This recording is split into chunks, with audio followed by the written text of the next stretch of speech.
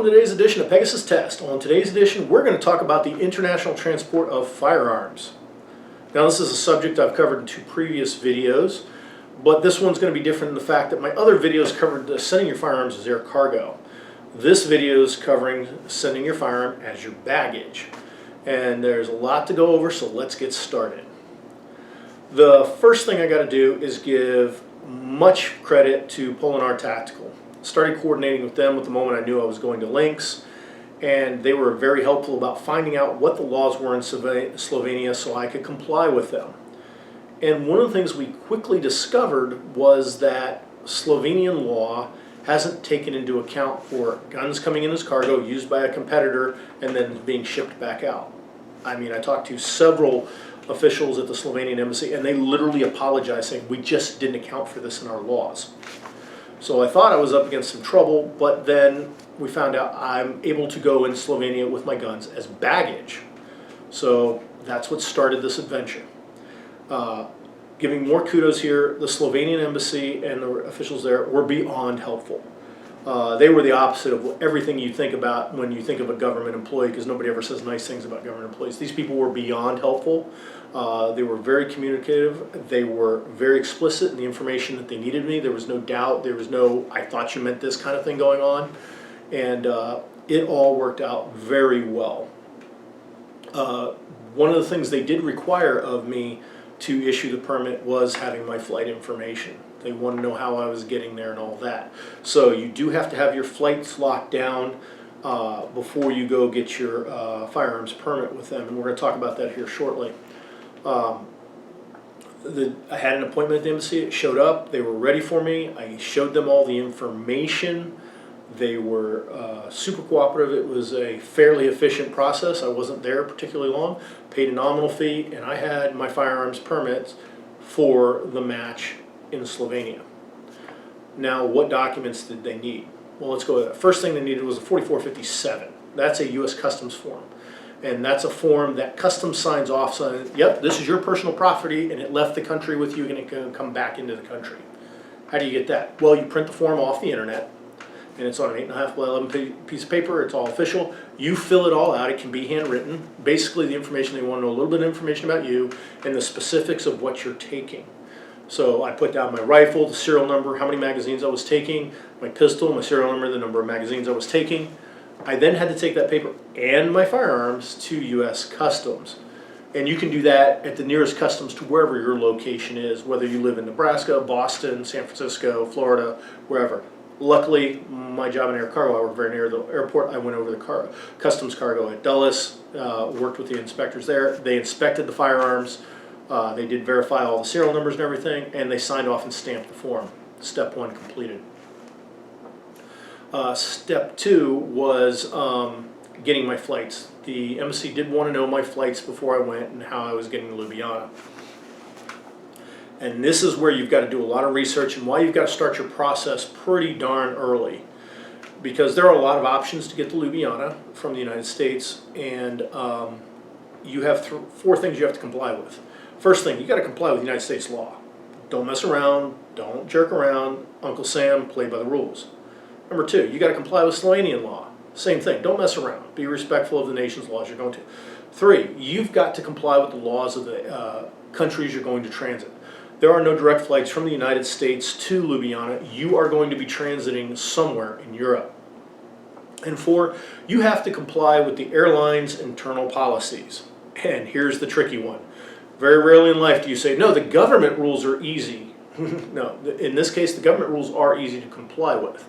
It's the airline regulations and their internal rules that are the problem. And let me deep dive into that here for a bit. So when I started looking up the flights that were available, there were a lot of options. And you have to read deep into the airlines' websites. At some point, you're going to have to be sending emails or calling the airlines because the information is just not there.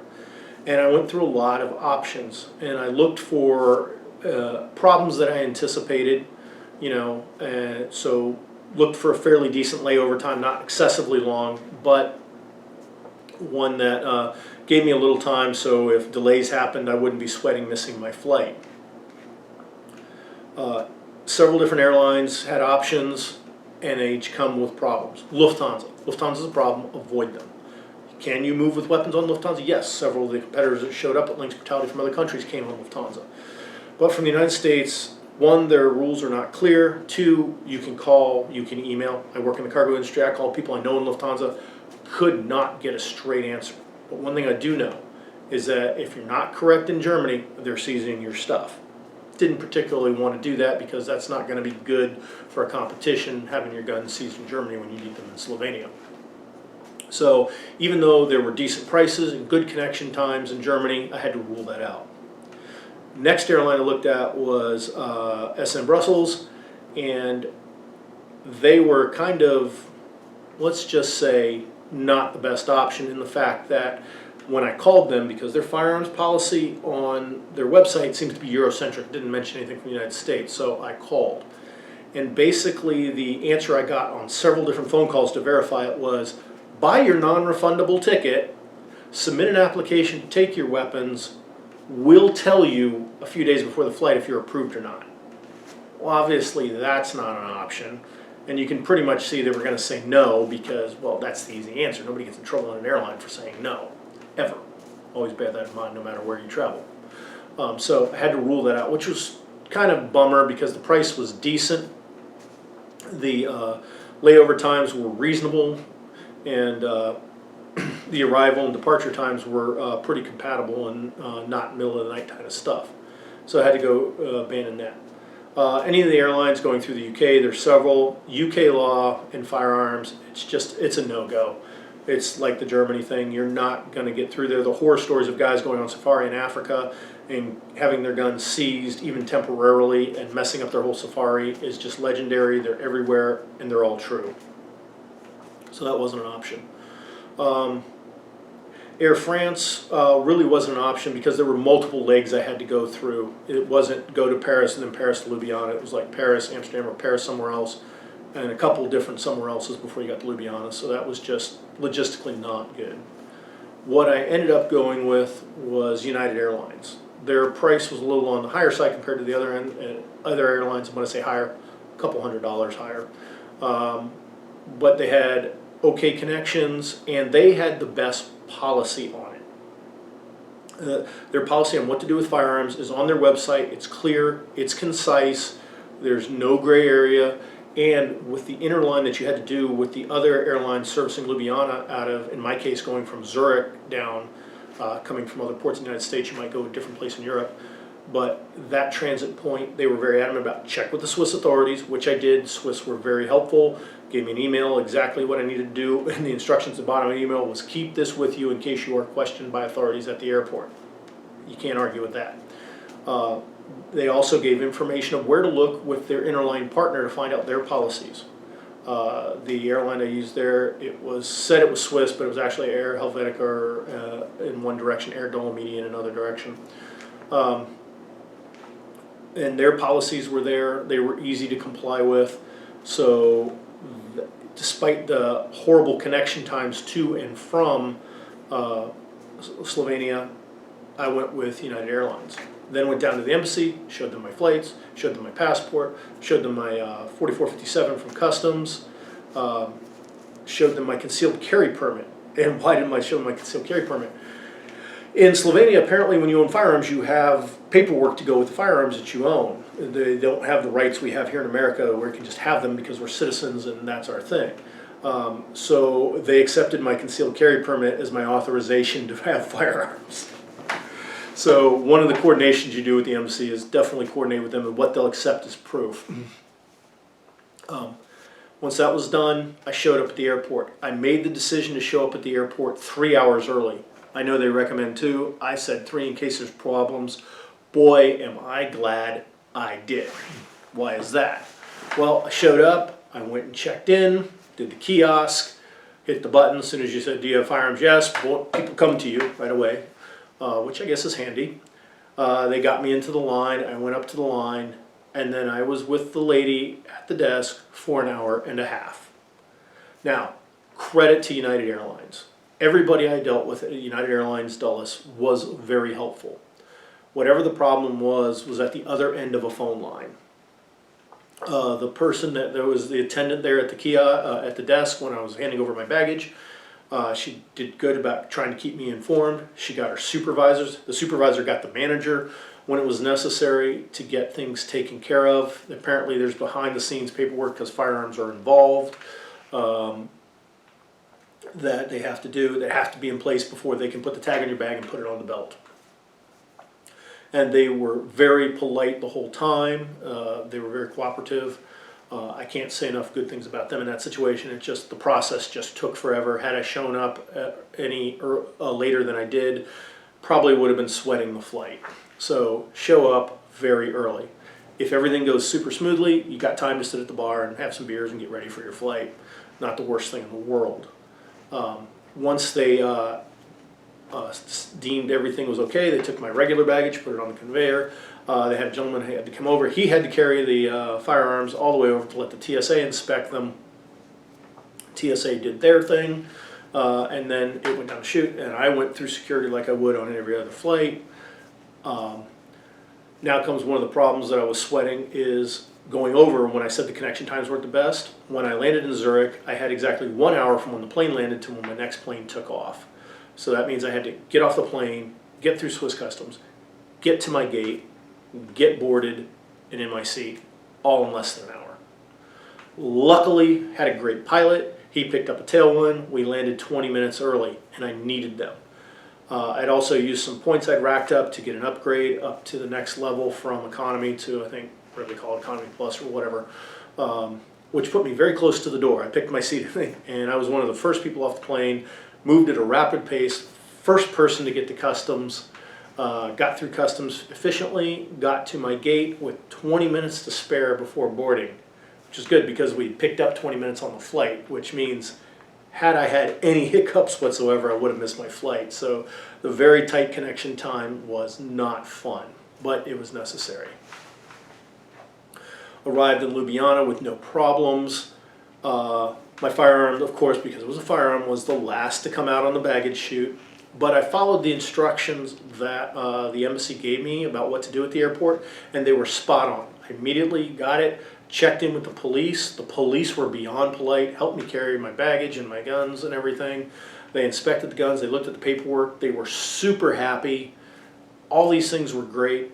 They even helped me get over, gave me directions and helped me get over to the rental car place. I cannot say enough good things about the Slovenian police. Very nice people. They wished me well at the competition. And it went very smoothly because I pre-coordinated everything with the embassy. Now let's talk about the return trip home. Competition's over. I've enjoyed the sights of Slovenia, which, by the way, you should go. It's a beautiful country. There's a lot more there to do there than just shoot a super awesome competition. Again, made a point to show up at the airport 3 hours early, and again, I'm glad I did. Rental car terminal was super easy. Checked in. Luckily, where I had to check in, there were no people. Thank goodness. While the lady who was checking me in was very helpful, she had never dealt with firearms before.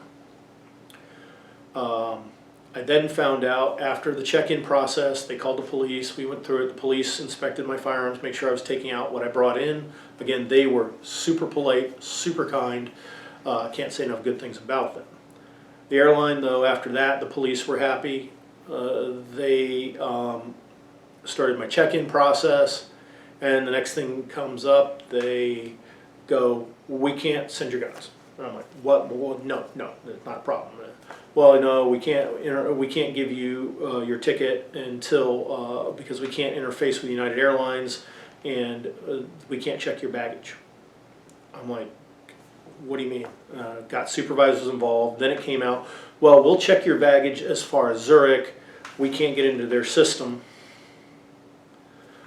And I'm doing the air quotes there because I'm calling bullshit. I think they could. I think they didn't want to. But they said you'll have to grab your weapons off the baggage claim in Zurich and then go recheck them in. And I was like, are you sure? Because I have a 15-hour layover. Second reason I wasn't thrilled about this flight. I have a 15-hour layover. I don't want to be stuck in an airport walking around with firearms everywhere. If you're wrong, please confirm the procedure. They're like, no, no, you have to go pick your firearms up at baggage, and when you're done at baggage, you immediately go to the United Airlines counter and check them back in. I'm like, all right, this is BS, but whatever. And then I said, okay, I agree to that. The lady types on the computer for an inordinate amount of time, and then she takes my bag, it goes down. She puts all these special tags on the case of my firearms, it goes down the chute. And she goes, okay, have a great trip. I said, can I have my boarding pass? She goes, you have to pay the fee. Okay, what fee is this? Oh, we have a firearms fee. Okay. Where do I pay this? And she points me over to another counter that I have to go to. She says, I have your pass here. Once they confirm the payment's made, I can't accept payment here. Fine, okay. Go over to the other thing. With the most uncooperative person in the world. She would speak to me through a microphone. When I tried to ask her any questions beyond giving the answer, she would turn the microphone off and turn her chair around. So $281 later, I never saw that on the website coming over. Since I've come back, I've looked. I don't see that fee on there. I get a thing, but the very people who assured me that they could not interface with United Airlines systems did proudly inform me, though, that they had charged me $281, but it was good for all my flights until I reached Washington Dulles. Yeah, okay. I don't want to abandon my firearms. I want to get this done. I paid my $281. Then I went back, presented the receipt, then got my boarding pass. So right now I'm only checked into Zurich, go down, wait for my flight, which, because all this has taken this much time, wasn't a lot of waiting to do. Got on my flight, arrived in Zurich. Once again, the gun's the last to come off. Some official walks out carrying it, and I have to show him my passport, I have to show him all my paperwork, and then he turns over the firearms to me. I find out the directions to United Airlines in Zurich, go up there, and they are closed. So I can't check in my stuff. Yeah. So I go walking around, and I know from the air cargo business I work in the Swiss Airlines and United Airlines are code-share partners. I find somebody from Swiss, I explain my situation, and they tell me United Airlines doesn't open until 7:30 the next morning. Yeah. So I had to deal with this problem. I did.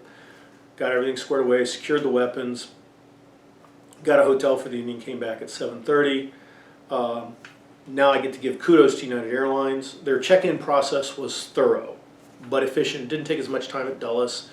They asked an inordinate amount of questions, and then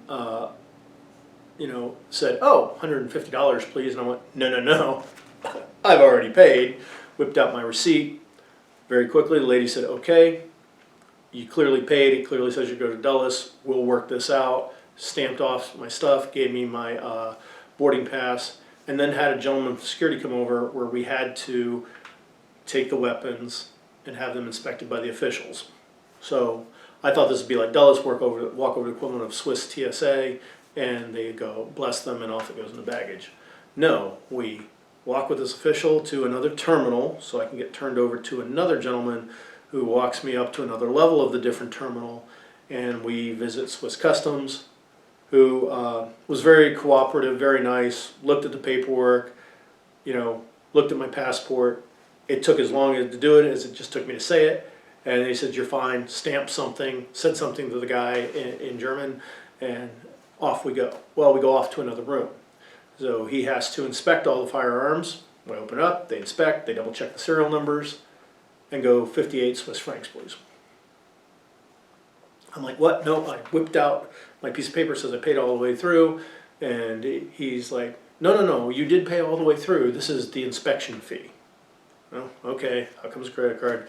58 Swiss francs later, to which then we walk all the way back to where we started so they could put the thing back on the baggage conveyor belt.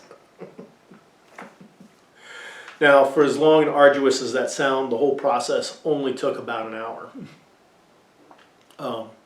Upon arrival at Dulles, go through customs, get right up there, and first question is, do you have anything to declare? I'm like, no, I didn't bring anything back. You have firearms? I'm like, yes, I do.